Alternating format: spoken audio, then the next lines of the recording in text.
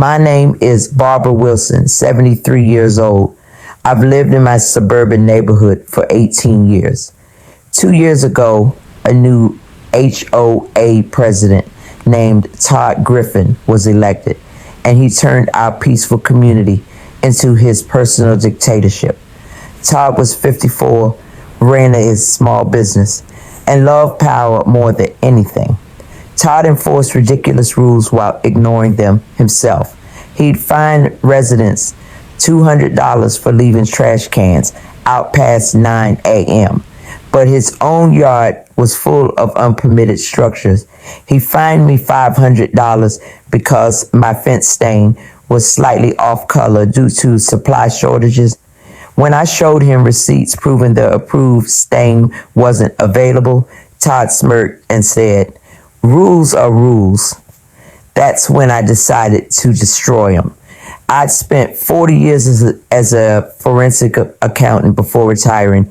I knew how to follow money trails and detect fraud. Something about Todd's HOA management didn't add up.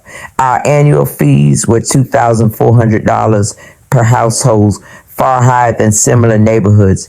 Yet our community pool was closed half the summer for maintenance, and our landscaping looked neglected. I started investigating. As HOA president, Todd controlled all financial accounts and was notoriously secretive about budgets.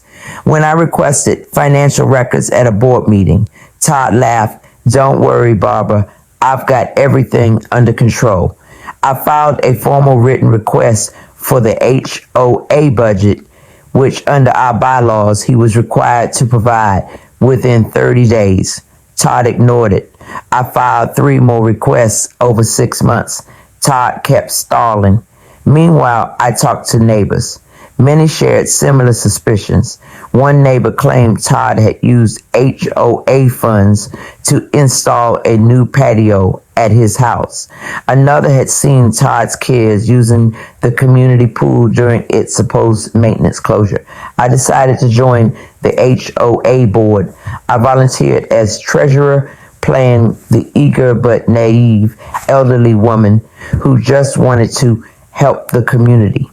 Todd, thinking I was harmless, approved my position. Now I had access. For 8 months, I quietly documented everything. Todd was sloppy with records because he never expected anyone to check them carefully. I cross-referenced bank statements with invoices and discovered massive discrepancies. Todd had paid a landscaping company $15,000, but the company didn't exist. He'd written checks to himself for administrative expenses totaling $28,000 over 2 years. He inflated contractor bills and pocketed the difference. Todd had embezzled over $50,000 from the HOA, but I needed more evidence before confronting him. I hired a private investigator who discovered Todd was splitting profits with a shady contractor friend who overcharged for all HOA maintenance work. I spent months building an airtight case. Bank statements, fake invoices, contractor records, witness testimonies from neighbors, photos of unpermitted work at Todd's house. Everything documented and notarized. Then I planned the annual HOA meeting. Usually only 5 or 6 people attended these boarding meetings.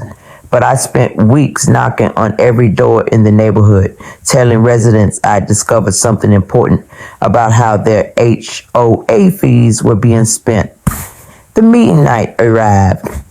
The room was packed. 62 homeowners showed up, the largest turnout in HOA history.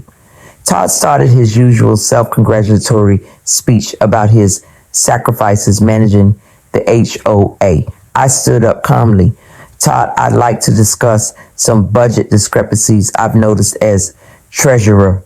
Todd's face tightened. "This isn't the appropriate time, Barbara." "Actually, Todd, this is exactly the right time." I distributed copies of my 40-page report to everyone in the room.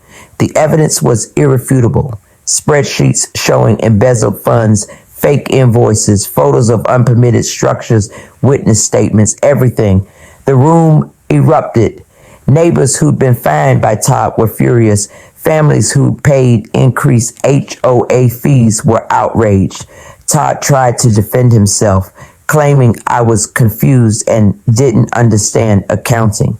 That's when I revealed my background. Todd, I was a forensic accountant for 40 years. I investigated corporate fraud for the IRS. I understand accounting perfectly. You've stolen over $50,000 from this community, and I can prove every penny. I called for an emergency vote to remove Todd as president. The vote was unanimous, 59-0, with Todd and his two cronies abstaining. Todd was removed immediately.